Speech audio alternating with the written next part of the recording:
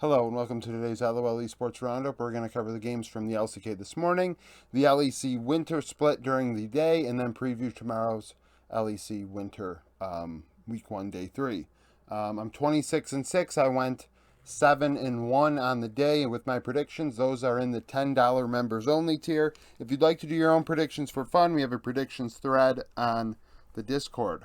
So the LCK, the one thing I got wrong, Sandbox upsets HLE 2-1. Sandbox coming in 0-1, HLE 1-0, and 5th in my power rankings. My power rankings will be updated on Tuesday.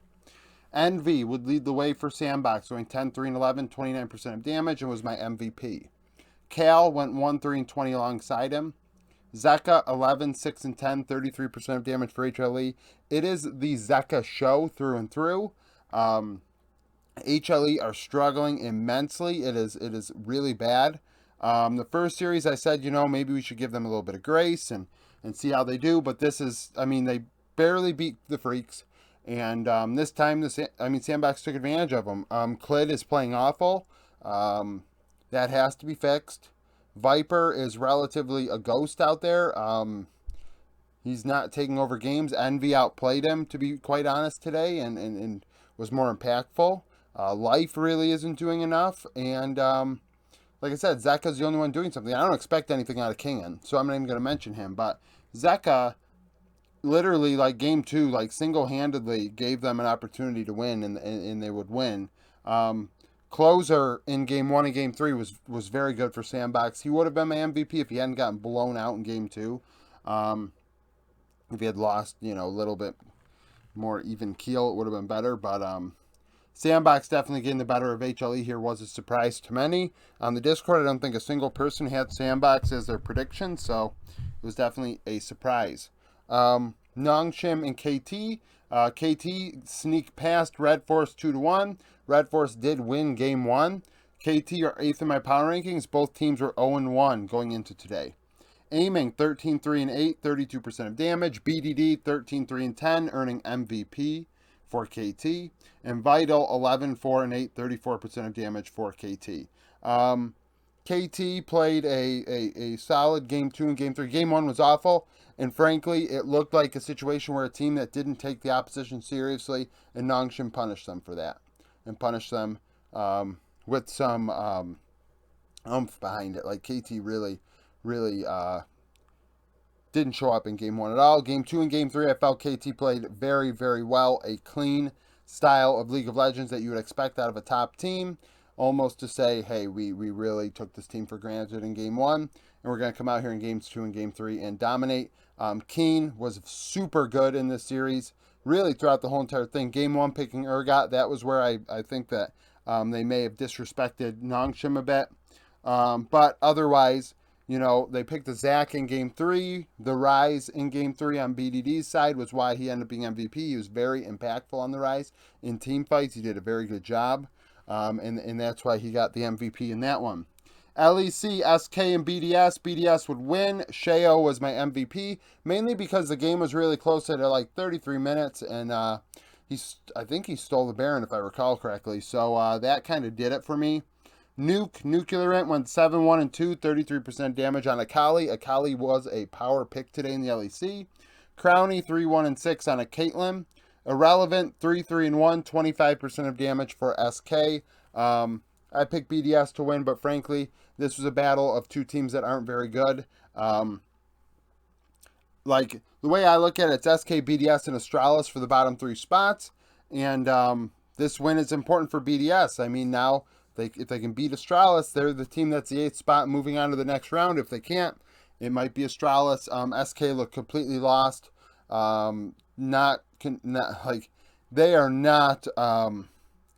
do not play like a team, and frankly BDS doesn't either. Neither one really is smooth at all, and this new scheduling system for the LEC is not going to allow them to get the stage time to actually be able to get that together. Astralis and Mad Lions. Astralis 0-1, Mad Lions 1-0, Mad win. Niski also on an Akali 7-1-6, 32% damage. Took over in the mid to late game in a big way, ends up being MVP. Elyoya 1-0-11 on Sejuani. Elyoya, obviously an impactful player. He's very, very talented. Finn 2-3-1, 31% of damage for Astralis. He ends up being MVP. I mean, not MVP. He ended up being the best player for Astralis. And somebody yesterday was I think they were a Heretics fan, and they were trying to cite how Finn is really bad, and like, okay, they solo killed Finn solo killed Eevee a couple times. That doesn't matter. Fiora is supposed to do that against K'Sante. And it was really impressive that K'Sante did the opposite to Fiora, but Finn on K'Sante was able to solo kill Chasey today. Chasey on a Fiora, so that happened. So I don't know where that logic ends up going from here. I guess Finn isn't the worst, then Chasey becomes the worst based on this K'Sante Fiora line of thinking, I guess. I think if a player dies 6 or 7 times in a game and the team wins, it wasn't because they did well. Vitality and Team Heretics. Vitality 22nd in my power rankings, 1-0. And Heretics 1-0. Vitality win. Heretics banned Graves. Bo had to play Sejuani and was very impactful. In the early game, he did what he had to do. He facilitated, helped the bot lane, and it would roll over to the rest of the game. Perks 9-2-9, 30% of damage on Azir. He was very good in team fights. His shuffles were on point. I thought he did a fabulous job. Neon 7-3-9, and then Ruby tried his damnedest 3-5-7, 30% of damage on a Kassadin, I believe. Ruby's looking like a very good player for Heretics. It's more so, I'm seeing Jack Spectre be a player that may be more of a KDA player, and I don't really know how to feel about that. It's tough. He's getting some damage, but he's not getting kills. I don't know. There's something going on there. I'd like him to be able to follow through on some of this stuff soon, for his sake and Heretic's sake.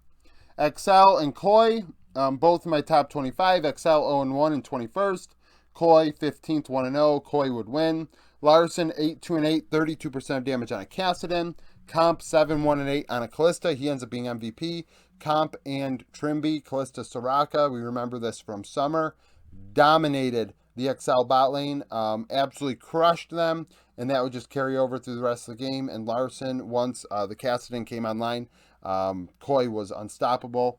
Patrick led the way, 5-5-4, 37% of damage for XL. XL 0-2 already. It's unfortunate. I expected them to be a team that come out pretty smooth, and it seems that they are not. Otawamne having another good game, really a catalyst for them to even get back in it. The early game was very one-sided for Koi. Odo would get a double kill on Renekton at a point and kind of turn the game into semi-close, but then Koi would take over from there. So Odo's doing his job. It's more so Xerxes really isn't. Vethio isn't. It's not great. Just 1 second.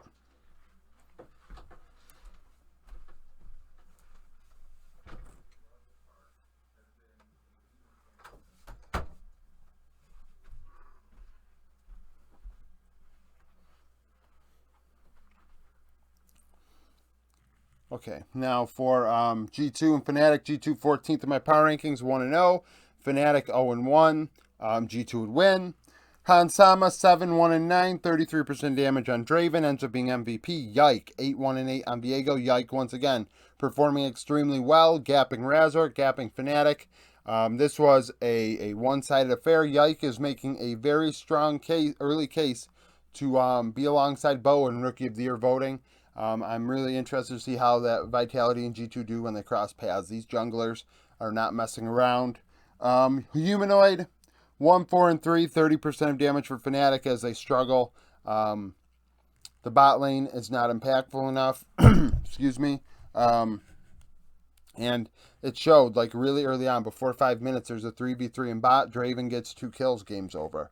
And that's pretty much what it was. I mean, G2 go Draven. If you can keep the Draven from getting a kill, you have the edge, but in the end, they couldn't do that. G2 roll, very one-sided affair as Fnatic, similar to XL, start the split 0-2. Now on to the sneak peek for tomorrow's games.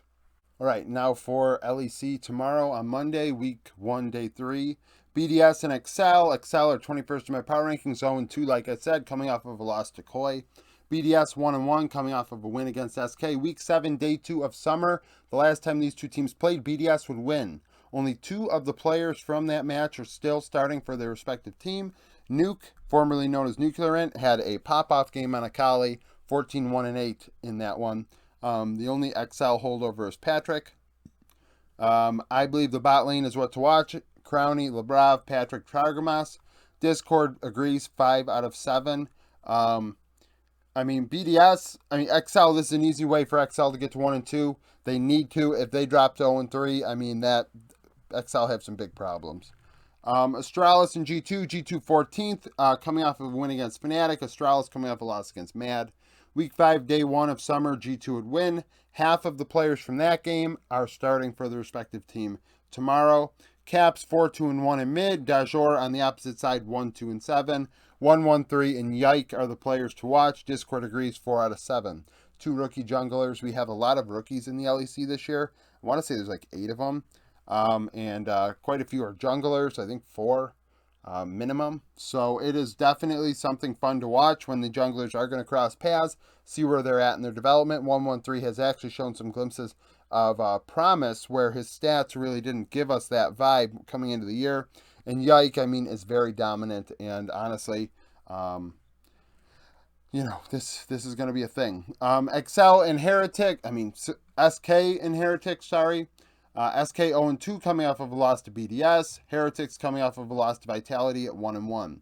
Week 6, day 2, Misfits would beat SK. Only 2 of the 10 players from that game are in the game tomorrow. Certus for SK in mid.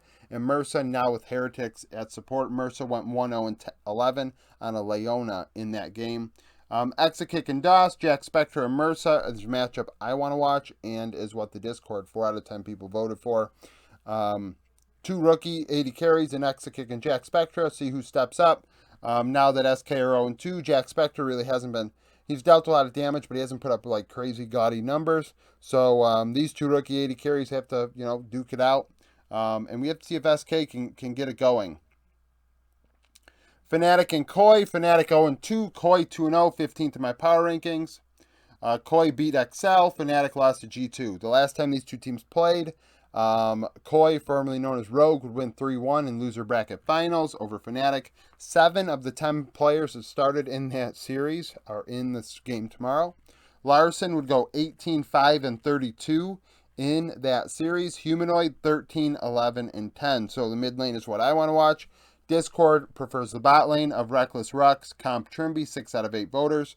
But I do think Humanoid and Larson are definitely gonna be big dogs in this game. 2 of the top 4 LEC mids, in my opinion. Until the split goes on more and more, then we can reassess the hierarchy there. Vitality and Mad. Vitality 26. Mad Lions are 2-0, not ranked. Vitality 2-0 and 22nd, like I said, coming off of a win against Heretics, and Mad coming off of a win against Astralis. Week 5, day 1, Mad Lions would beat Vitality in summer. 3 out of 10 players in that series are in the game tomorrow. Elyoya being the best, going 5-0-7 on a Poppy, but Bo is a different story than Haru.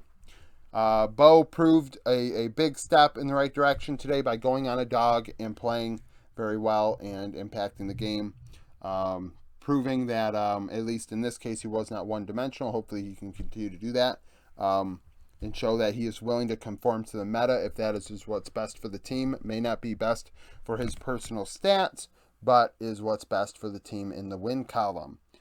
So that's a thing. Discord agrees, 6 out of 8 people. A lot of people really like Bo, so it kind of makes sense. But trying to get this done because it is later in the day. Thank you for watching. If you liked the video, like it, subscribe to the channel for daily League of Legends content. Follow me on Twitter, join the Discord, become a YouTube member. Like I said, you get my predictions at the $10 tier. That video will be recorded right after I click stop recording. I'm going to hit start recording and then do my predictions for tomorrow. $3 tier, you just get a badge in the comments and in the chat when I live view. I am live viewing games for right now. Don't know how long I'll be doing it, but for right now I am doing it.